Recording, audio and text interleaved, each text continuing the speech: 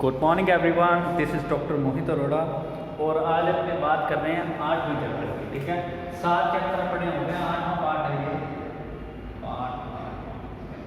सब्जियों का वर्गीकरण।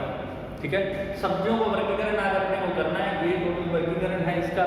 ठीक है, अब आज 3 वर्गीकरण हो पाएंगे, ज़्यादा हो नहीं पाएंगे, तो अपने इसको डिस्कस कर लेते हैं। ठीक है, तो ऋतुओं के पहला वर्गीकरण है अपना ऋतुओं के आधार पर वर्गीकरण। ठीक है, ऋतुओं को मतलब जो भी साल में जो भी ऋतु आती है उसके आधार पर वर्गीकरण जनरली है क्या 125 वनस्पति ऐसी हैं जिनको सब्जी माना जाता है, वेजिटेबल माना गया अभी तक। ठीक है, 125 वनस्पति ऐसी है जिनको सब्जी का रूप माना गया, बाकी सभी अदर पेड़ वगैरह सभी सब्जी हैं। ठीक है, तो ऋतुओं के आधार पर वर्गीकरण है।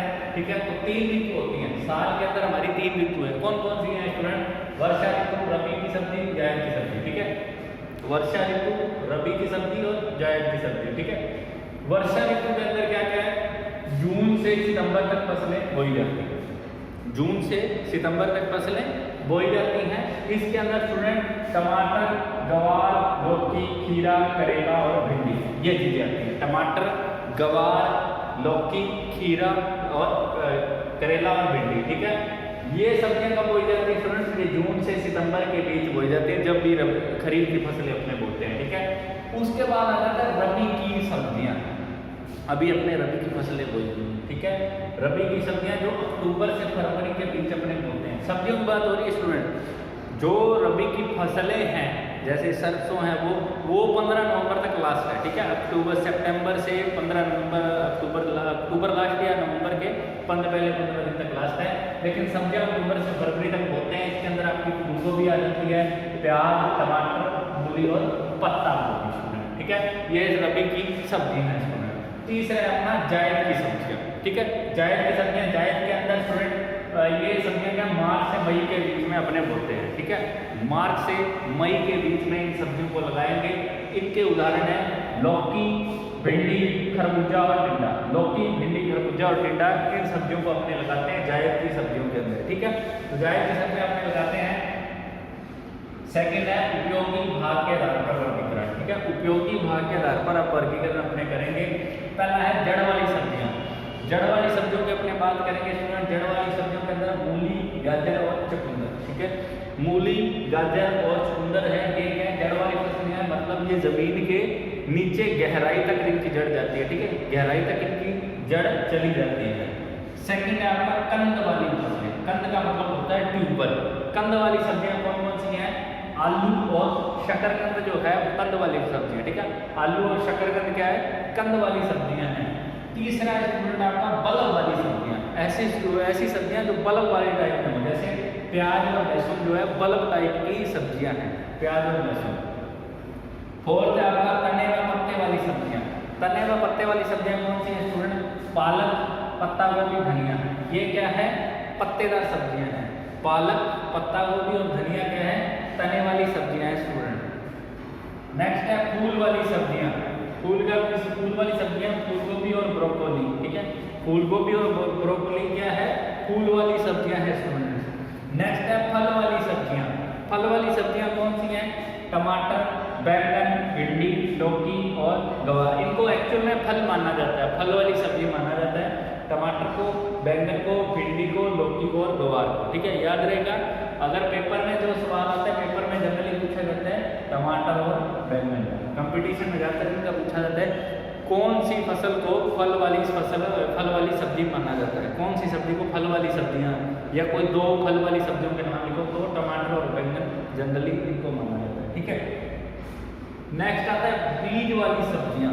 बीज वाली सब्जियां कौन सी है स्टूडेंट? मटर और चना। ठीक है, जो अपने मटर से जो दाना निकलता है या चने से जो दाना निकलता है उन्हीं को क्या है बोया जाता है और उनसे ही फिर एक पौधा तैयार होता है। ठीक है, तो ये क्या है? बीजीय फसल इनको बोला जाता है, बीजीय सब्जी।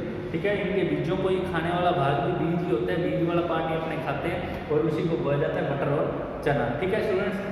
नेक्स्ट है स्टूडेंट आपका वानस्पतिक वर्गीकरण।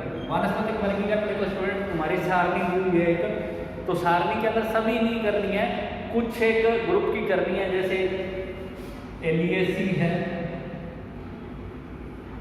ठीक है, एलिएसी ग्रुप है और क्रूसीफेरी है, क्रूसीफेरी जिसको सोलोनेसी कहते हैं वो है। तो ये जो मैंने फसलों के नाम लिखे ना, ये जो सब्जियों के मैंने नाम लिखे हैं, इसके अंदर अगर आपको ब्रोकोली को छोड़ देना, उन्हीं का वनस्पतिक वर्गीकरण करना है। ठीक है, वनस्पतिक वर्गीकरण का मतलब क्या है, उनका साइंटिफिक नाम याद रखना है। साइंटिफिक मतलब वैज्ञानिक नाम, जो कि इंग्लिश में लिखे हुए हैं। मैं हिंदी में लिखवा दूंगा, कोई बात नहीं, जब भी स्कूल लगेगा मैं तुम्हें हिंदी में लिखवा दूंगा। तो एक बार भले इसको छोड़ देना, मैं उन्हें हिंदी में लिखवा दूंगा, फिर तुम याद कर लेना। ठीक है, तो जितनी सब्जियों के मैंने नाम लिखे हैं, इसमें भले शकरकंद तुम छोड़ सकते हो, ब्रोकोली छोड़ सकते हो, बाकी सब का तुम्हें वैज्ञानिक नाम जरूर याद रखना है। इन सब्जियों का क्या है, वैज्ञानिक नाम तुम्हें याद करना है। ठीक है, वो तुम याद कर लेना। और वैज्ञानिक नाम जो है इंग्लिश में लिखा हुआ है, वो मैं तुम्हें हिंदी में लिखवा दूंगा। ठीक है, नेक्स्ट आता है सब्जियों की खेती। सब्जियों की खेती के बारे में पढ़ेंगे कि सब्जियों की खेती कैसे होती है, उनकी रोपाई वगैरह किस बेस पे है। ठीक है, ये आगे वाला चैप्टर आएगा सब्जियों की खेती। इसके बारे में तो जनरल बता रखा है क्या क्या चीज़ें चाहिए सब्जी उत्पादन के लिए। तो एक तो उद्देश्य है, क्या उद्देश्य है कि हम सब्जी उगा रहे हैं, अपने घर के लिए उगा रहे हैं या व्यावसायिक तौर पर उत्पादन के लिए उगा रहे हैं, उस पर निर्भर करता है। ठीक है, उगाने की व्यवस्था पर निर्भर करता है कि कैसी उगाते हैं, हरी सब्जियां उगाएंगे या पत्तेदार वाली सब्जियां उगाएंगे, कैसी है, हमारे इस क्षेत्र की जलवायु कैसी है, क्या वो जलवायु सब्जियों के लिए उपयुक्त है, सब्जियां उगाने के लिए उपयुक्त है, जितनी हमारे बारिश हो रही है या जितना तापमान है, क्या वो सब्जियां उगाने के लिए बेहतर है। प्रबंधन व्यवस्था है, क्या जो सब्जियां वगैरह लगाएंगे उनका प्रॉपरली हम मैनेजमेंट यानी प्रबंधन कर पाएंगे या नहीं। ठीक है, ये सारी चीज़ें पता होनी चाहिए। अब आ जाते हैं इसके प्रकार, सब्जियों की खेती के प्रकार क्या क्या हैं। पहला है गृह स्तर पर। गृह स्तर पर जिसको बोलते हैं गृह वाटिका। गृह स्तर पर क्या होता है कि आपके घर के आसपास कोई खाली पड़ी जमीन है, सपोज ये आपका घर है, ठीक है, यहाँ आपके पास कोई खाली जमीन पड़ी है, घर के अंदर ही और साइड में खाली जमीन पड़ी है, तो इस पर क्या है, यहाँ पर आप क्या है अपने खाने के लिए फ्रेश सब्जियाँ उगा सकते हो, जो आपका सिर्फ आपको पूरी हो जाए। ठीक है, मतलब आपके परिवार को पूरी हो जाए, तो इसको बोलते हैं गृह स्तर पर खेती। ठीक है, घर पर खेती। ठीक है, इसको सामान्य भाषा में गृह वाटिका बोलते हैं। जो अगला अपना टॉपिक है गृह वाटिका कल होगा। ठीक है, गृह वाटिका खेती। ठीक है, ये अपने डिस्कस करेंगे ऊपर। सेकंड है व्यवसायिक स्तर पर खेती। व्यवसायिक स्तर का मतलब है आपकी 20 बीघे 50 बीघे 100 बीघे जमीन है और आप मार्केट में बेचने के लिए लगा रहे हो, तो वो हो गया व्यवसायिक स्तर पर खेती। तीसरा है बीज उत्पादन सब्जियों की खेती। बीज उत्पादन का मतलब है बीज उत्पादन करने वाली सब्जियां। एग्जाम्पल के तौर पर मैंने यहाँ बताया मटर और चना। मान लो चना आपको बीज के तौर पर चाहिए तो वो उगा सकते हो, मटर बीज के तौर पर चाहिए तो वो उगा सकते हो। ठीक है, बीज आप बेच भी सकते हो।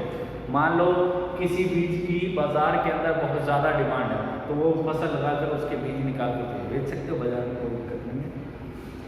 फोर्थ है आपका संसाधन।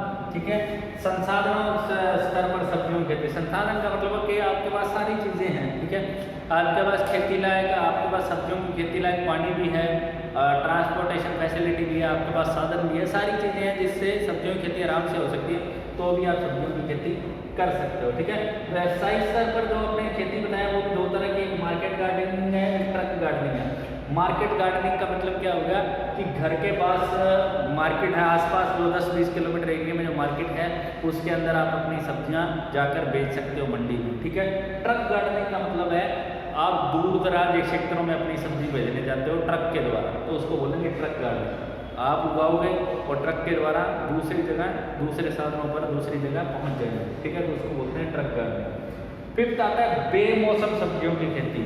मान लो किसी सब्जी का मौसम नहीं है लेकिन पॉली हाउस ग्रीन हाउस लगा के आपने वो सब्जी उगा दी तो वो सब्जी मार्केट में महंगी बिकती है, तो वो हो गया बेमौसमी सब्जियों की खेती।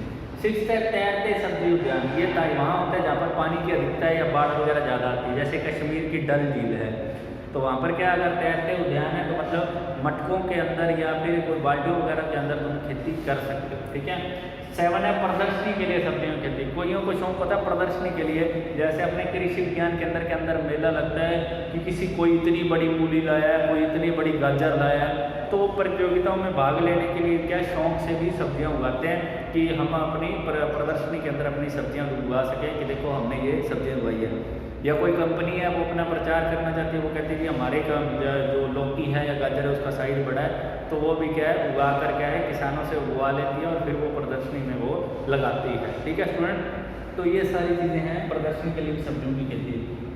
अब अपने जो डिस्कस करना है वो करना है गृह स्तर पर सब्जियों की खेती। गृह स्तर पर व्यवसायिक स्तर पर भी अपने करेंगे, गृह स्तर पर होता है गृह वाटिका, मतलब घर के आसपास का जो छोटा क्षेत्र है उस पर अपने खेती करना। ठीक है स्टूडेंट, ये अपने कल करेंगे, आज अपना नहीं हो पाएगा। आज के लिए इतना आई थिंक काफ़ी है।